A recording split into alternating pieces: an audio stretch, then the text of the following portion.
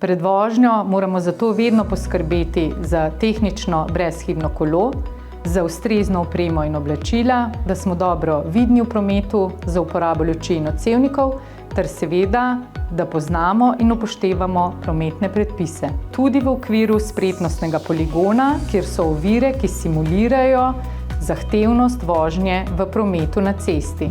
Od vijuganja in zavijanja, različnih voženj čez neravnine, potem vožnje z odročeno roko za nakazovanje smeri, vožnje v ožini in pa tudi nenadnega ustavljanja. Vse to so spretnosti, ki jih kolesarji vsakodnevno potrebujemo pri osnovnem kolesarjenju, zato da smo dovolj varni. Kot tudi starejši, ki zaradi zmanjševanja psihofizičnih sposobnosti ostajajo bolj ranljivi v prometu.